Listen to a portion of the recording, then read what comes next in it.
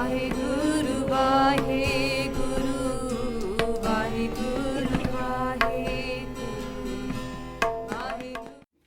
Waheguru Ji Ka Khalsa, Waheguru Ji Ki Fateh. So thank you very much for inviting me here today, and Paji for a nice introduction. Firstly, when it comes to talking about these two topics, there's a bit of a sort of apology I have to offer to the Sangat from just generally the Sikh Vidwans. We haven't got a policy. Really, in terms of the Sikh Panth, we should have a policy. As the world grows and certain scientific things change, we can do things that we couldn't do previously, then there should be a system whereby the Panth can come together and make a policy from Gurmat to answer the questions of people like yourselves, whether it's law and divorce, whether it's medical doctors talking about abortion or organ donation. These things, they should be answered by really the Akal Takht Sahib. And if not the Akal Takht Sahib, they should be what they used to be in Sikhi, always Guni Gyani Behmata Pakaya. So just before the Lavanda part, Guru Ramdas Ji, they talk about how now it's time for the bride to get married, and they think of a time, and they say that the Guni people, the people that had lots of good qualities, and the Gyani people, they baith ke ikatthe ho ke na, then bhai mata pakaya. What means is they sat down and they made a decision together. So they did vichar charcha amongst each other, and they came up with a decision based upon the best qualities that they had and the gyan that they had. So really, that used to be our Gurmata. The Panth used to come together and they used to discuss Gurmatas. And the Panth used to come together every 6 months. In Vaisakhi time, we used to all meet in Anandpur Sahib, and then Diwali time, we used to all meet in Akal Takht Sahib. So really, for the last nearly 200 years, since Maharaja Ranjit Singh came in to take over the Punjab kingdom, since about 1805, 1806 was the last time we had this every 6 months Sarbat Khalsa. So what's happened since then is we've had a degradation of this concept of actually sitting together and making a decision. So we all feel like either you've got two opposites, no one knows, or everybody's an expert and they pass decisions themselves, which is basically the worst situation to be in. So what will happen is the people that don't know, they listen to 10 different decisions and they don't know which one to follow. So unfortunately, I'm going to fall into this and give my view again, unfortunately, because I haven't got something that I can refer to where people have sat together and made a decision. Yeah. So what's my 2 pence worth then, innit? It's not worth a lot, unfortunately. So ideally, the Panth should reinstate that system of meeting every 6 months and having a decision on any topic. If it's, what should the Panth response be to someone like Modi? Should we be welcoming him into this country? Or should we say, you're not allowed to come to Gurdwara, you still have a lot to answer for what happened in Gujarat? There's loads of things that we're not clear upon, but the only way to address them is the Sikh way, which is a Sarbat Khalsa, or at least that there should be a Gurmata, which I would say that in this country would benefit from having maybe a Panj Pyare system that are based upon Gurmat, that we pick people that aren't necessarily chosen because they seem to run an organization, but chosen for their personal qualities. Their rehat, their knowledge, their wisdom, their openness, their just generally we can pick a bunch of qualities that we like in a leader, and we can find people that match that quality. Just like I'm sure all of you are involved in recruitment at some point in your career. You find what you want, you go and find somebody who matches that, and then you've got a match. So we need to do the same thing for our Panth. We need to pick what leaders we want, what kind of leaders we want, then go and find them, and then allow them to lead us. We might get somewhere. So firstly, there is no Panthic decision on these things. We can only offer guidance. I can only offer guidance based upon Gurbani. So let's talk about abortion. Well, I would say that the first thing to think about is often the debate is arguing about what the mother wants, right? And in that sense, Sikhi has certain things to offer, and also when it comes to the child, the fetus itself, then there's things to offer. Now what can we talk, I want to talk about the point of view from the fetus. So what does Gurbani talk about when it comes about the fetus?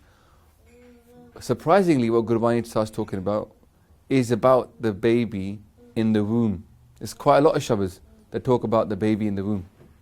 And a famous one, which much you might have heard, is Maat garab meh aapan simran de, teh tum rakhan hari. It's in Surah Rag by Guru Ajahn Dev Ji Pasha. And they say, in the mother's womb, you protected me. Pavak sagar atha leher mein taro taran hari. And the main Rahadi Pankti is Madho, tu thakur sir mora, iha uha toharo tora. Raho. It's quite a famous Shabad.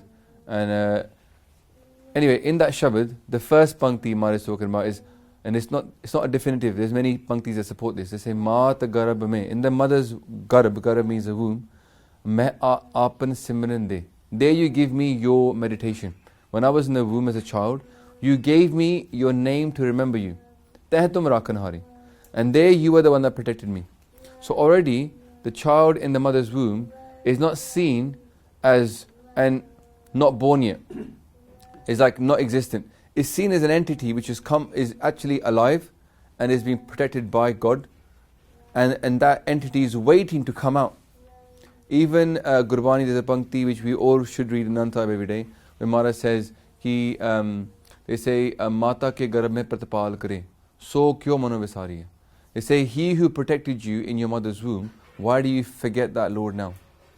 So the soul when it comes into being, firstly has its previous lives. So it's not just what they say, a blank slate. Far as we're concerned, no baby's a blank slate.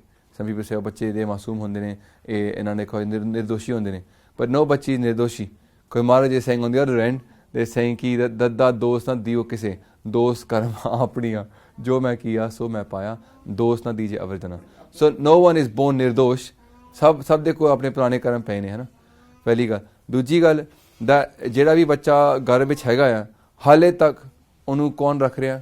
Akal Purakh. Waheguru is saving the child in the birth. And then in Anand just after that body about that, why do you forget the one who saved you in the mother's womb? Then Guru Sahib says something very interesting. They say, Jaisi agan udhar mein, taisi bahar maya. So they say, just like the fire in the mother's womb, what we mean by that is it's a very hot environment. And it's a dangerous place for a child to be. Every mother knows when she's carrying that baby in her stomach, she's worried. Because while the baby's inside here, there's not a lot we can do. When the baby comes out, we can do more with the child. So that's a dangerous time, those 9 months. But what Gurbani is saying is, just as the world is dangerous in the mother's womb, so is the world dangerous outside. Why? Because we can still burn in Kaljug. The fire inside and the fire out here is that we forget Waheguru's name. So the child survives in the mother's womb by chanting God's name. Then it gets through. When it comes out here, how will it survive here? No. There's no other way to escape from this world apart from, to be safe in this world apart from jumping Naam. So basically the same concept applies. In here we survived because of Naam, we came out into this world. And now from here, if we were to go to our next place, and you know the difference is it was 9 months here and maybe about 90 years outside. It's relative, it's time relative, but the same concept applies. Unless we achieve our aim here, we won't get through. So, when we look at the child, the baby in the womb, and we think about abortion, then what we're saying is that we're saying that Akal Purakh is taking care of that child, and then we're going to say no, the child is not allowed to come into this world and jump Naam. So obviously he's got some kind of karam that is going to come here, is taken birth, is taken, the soul is chosen to come into this world, as a human, to enact its karma. But we've cut that short. Now what's happened, as soon as an abortion is being done, you can say that's hukum.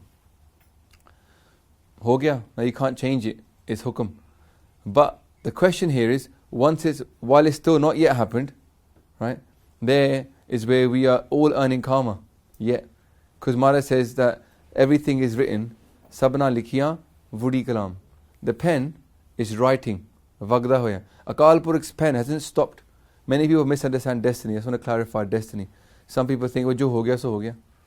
Agreed, jo ho gaya, so ho gaya. What's happened is happened, you can't change that. But jada halle nahi hoya, wo halle nahi hoya. Same thing, right? It hasn't yet happened, and therefore, it's still subject to change.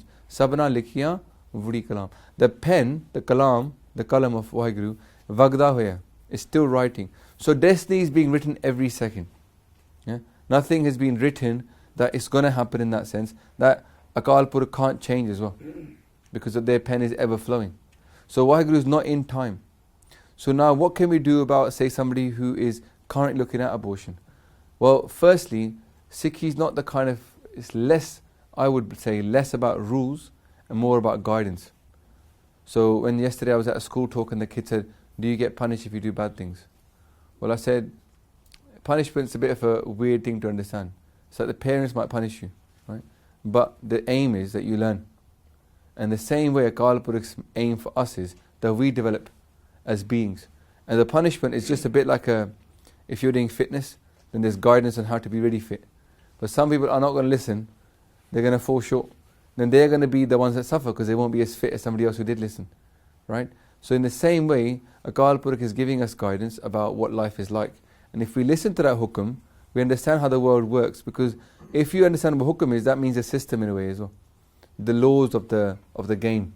Like a computer game has certain parameters and it's going to work within those parameters. In the same way we are in this world, a bit like a computer game, there's certain parameters. If we stick by them, we'll be successful.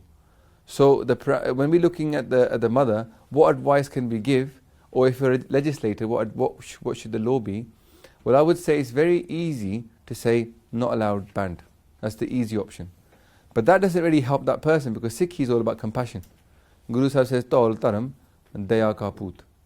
So if we're going to give somebody a law, we then need to provide for the fallout of that law. So if you can say to somebody, well, according to Sikhi, and it's a perfect logical position to take, according to Sikhi, the child has rights, the child is an entity which is alive, and it is actually jumping naam and asking for Waheguru to deliver it from this dangerous place into the world. And that would be based upon Gurbani, that would be the exact position you could take. You could say, the child is right now involved in asking God, let me stay alive. And it's doing Simran. When it comes out, it has a karma to live out.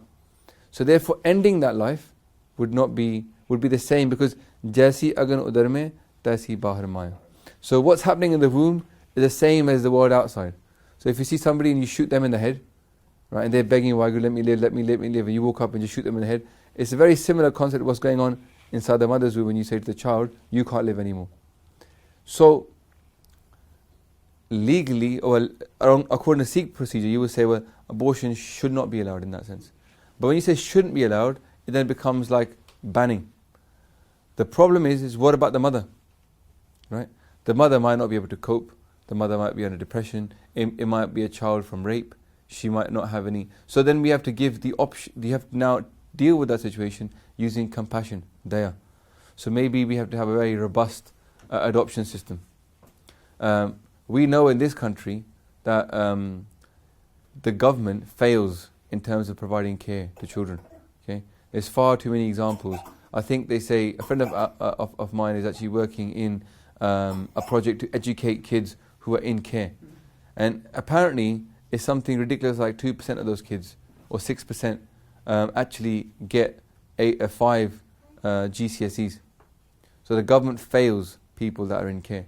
So therefore, you can quite understand that a mother saying, I don't want to bring a child into this world because you can't look after them and I can't look after him. So therefore, what do? So I don't think that making a law like that is the solution. The solution is that we should be dealing with everything on a case-by-case basis. But on the flip side, we should be educating that mother about what's going on in the womb as well. The mother might not be aware the child is a sentient being. If you look at it from the Sikh point of view, we believe that everybody's coming to reincarnation. But in the Western world, they don't have that concept. So that's a new soul, which they believe is pure. So in the Christian concept, you've got this idea that the soul is pure. Therefore, if it dies as a pure soul, it goes straight to heaven. Whereas for us, that's not the case. Everybody's coming with a karma, and the only way they're going to get out is the Japnam. So we have to allow that child to Japnam in order for it to be free. So, just Mara says, Jiske ji pran hai, kyo sahib mano visari hai. Who's got breath, why forget Waheguru? So the aim of the human life is to Japnam. So reducing that chance, that child, to Japnam is the sin. Whereas in Christianity, it is a sin to kill the child, but at the same time, the teaching is not so strict about the child itself. You're not looking at the child itself. The child is brand new. So on the other side, so I think the solution has to be from education. Educating the mother to understand what is going on in her womb. Who is this being that is coming in? The being has its own karma. It's jumping now right now. Therefore, to cut that short would not be a good thing. Okay. I want to also add into this that there is a law in Sikhi which is very clear that killing a child because it's a girl is completely forbidden. Kudi maar. Kudi maar, whether it's in the stomach through sex selection and sort of scans to work out if it's a girl, and then killing that child, or after the baby is born. Often they used to do things like hold the breath or not let it die. All these things are completely against Sikhi. Anything to do with gender discrimination and murder. Now, if you apply that principle, you would say that, well, why Guru say it's okay to kill a male child then, but it's not okay to kill a female child? Obviously, we would think that killing a child after it's born or before is wrong.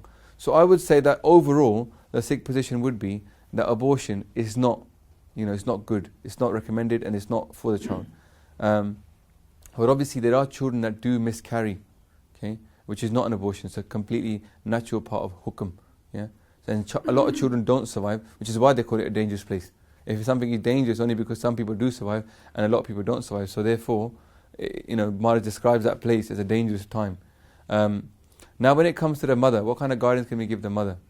Firstly, is to educate her about what's going on. Secondly, is to offer her options, okay, that are better, that are actually good options, and not just, well, put them into care and you're going to have a terrible situation. The third thing is, if you're dealing with a situation where somebody is either worried, let's say some girl from a Sikh family gets in a relationship and gets pregnant, and now she's thinking my parents are going to kill me, blah, blah, blah. The thing here is, so she thinks, okay, abortion is the quickest way for me to get rid of this and I can carry on surviving. The thing is, again, we would say that abortion is not right. There's still a child in there that's come in. But we ourselves are guilty as a culture of having this problem.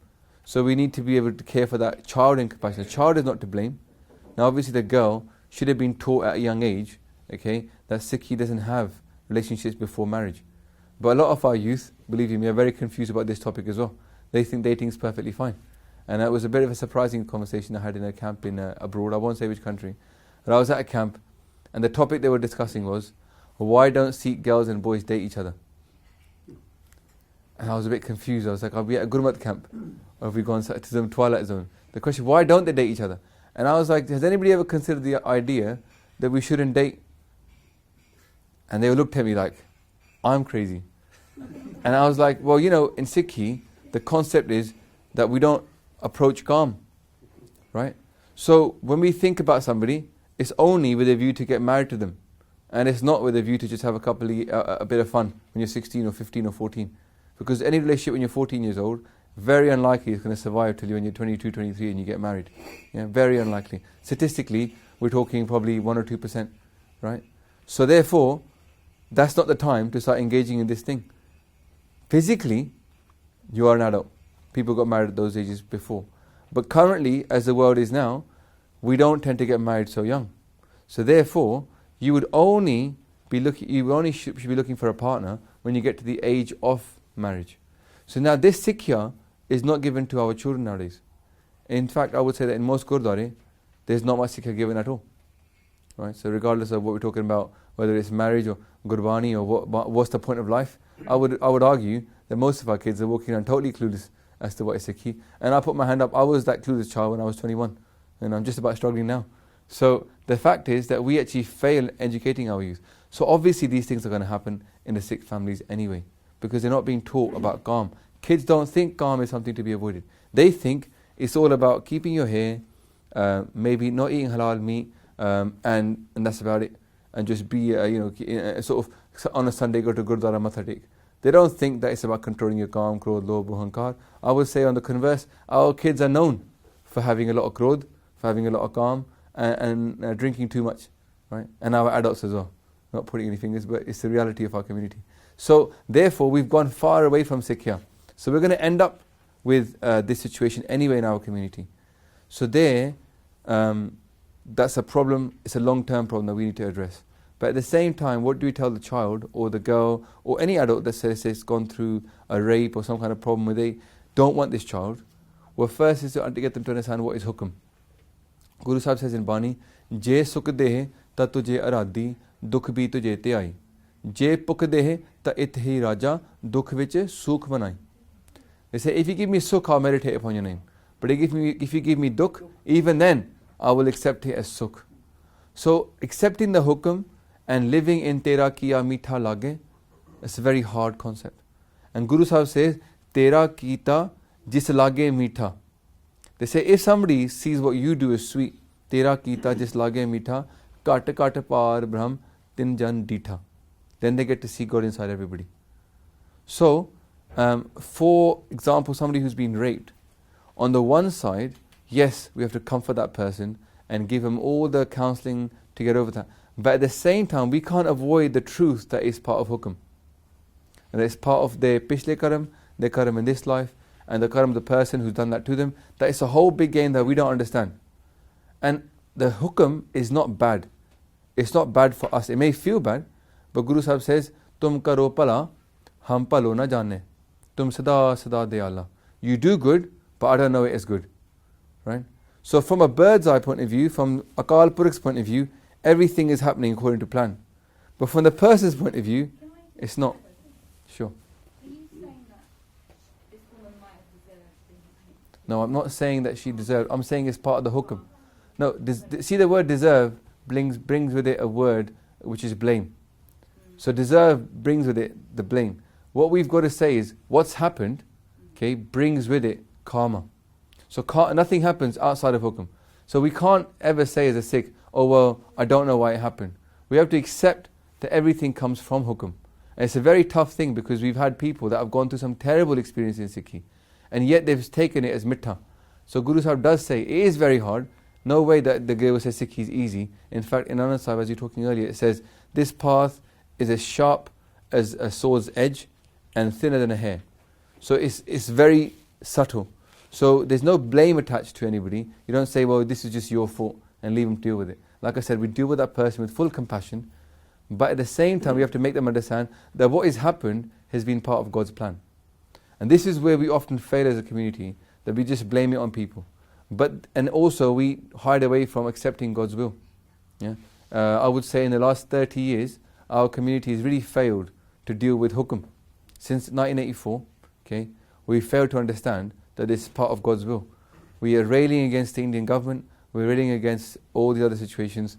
We spend every year in June marching down London talking about how look what's happened to us, it's so terrible, and we've become victims. We never used to see ourselves as victims. We always used to be, well, this has happened, let's deal with it. But now we've become victims. Yeah, we've got a victim mentality. So this mentality never used to be part of the Sikh psyche. Okay? Whatever happened to us, we dealt with it. For example, if you go on our channel, yesterday we made a video live. It was by a Gori. Her name is Cynthia Kepley Mahmood. She's an anthropologist and she's written lots of books on the Sikh freedom movement since 1984. When she was in India, she was gang raped by 6 policemen. It's a terrible story to hear, but the fact that that thing didn't break her as a person, and she's grown and she's done so much good for the world, and she's motivated by that to make good, is with how a Sikh would deal with that situation. Right? A Sikh doesn't deal with adversity by falling short and blaming the world. A Sikh deals with it as part of God's plan, and there must be something behind it which is bigger that we don't quite understand. Okay? So when we say, oh, they deserve it, it does bring with it this kind of, the word is a strange word. It says, you deserve it. It's like you don't help that person and you blame them. So we don't have that concept. For the mother who's looking at the idea of abortion, we must, from a Sikh perspective, make them aware of the idea of the Akal Purakh is in charge. Akal Purakh is Karta Purakh, and Akal Purakh has decided this has to happen, right? And we don't understand why. We don't understand. Tum karo pala, hum palo na jane. So Guru Sahib says, give me the strength to accept your hukum as mitta. Yeah? So our job is to always see what has happened. What has happened so far must be hukum. It can't be outside the hukum. There's no such concept. Hukum hai andar sabko, bahar hukum na koi. So if the hukum has happened, then we must learn something from it. And so for me, the mother must learn that, when you do something wrong, there are consequences. If she was raped, that she did nothing wrong, then we have to accept that these things happen, okay? And this is the result of the world in general not educating people about calm. Whether it's that person's individual fault, sometimes it can be society's fault. Like society right now is to blame, because you pump people full of calm. We teach them that calm can't be controlled, All TV seems to be generated around lust. There's so much lust being thrown about. Women are objectified all the time in our posters and magazines. And then we say to them, no, you can't do anything about it. And it's very hard for them. It's very hard for them to control that psyche. Not to say that it's not their fault. Obviously, it's their fault for not being able to control their calm. But at the same time, society isn't organized in a way to actually teach people from a young age, you shouldn't let lust overcome you. In fact, I would say that if you look at the average 21-year-old child in this, a man in this or woman in this country, I would wonder how many times in life they get told that you can control your lust. I would say it's more likely they get told, can't help it, couldn't help it. The tradition, the character of the people nowadays seems to be, you can't help it, you might as well indulge yourself, right? And so therefore we're not teaching people how to control lust, anger, pride, greed and attachment. And if you look at any kind of organization that deals with alcoholism, marital abuse, rape, or people that have committed rapes, they will always go into cognitive behavior therapy. And you must be aware of that as doctors. And they will try and get that person to understand that at a certain point they made a decision, and it was about making that decision, it's about delaying that decision and thinking before you act. So we're not teaching, we should almost be giving CBT to every child, so they learn to control their actions, but we're not. Right? We're letting them commit crimes and then teach them afterwards. So we fail in training people to have the right mentality. And if you look at Gurbani, you would think that Guru Sahib is trying to train people to think properly. A lot of Sikhis very focused on the psychology, man jeete jagjeet, to focus upon your mind and teach the mind, what are you really? You're a light of God, and you can cope with these things. You can control lust, anger, pride, greed, attachment. So I would say that would be some of the teaching that you would give. But my reading would be that abortion is broadly against Sikhi, okay, and that there should be counselling and support given to the mother, and support to allow to her to deliver that child and let that child live out its life.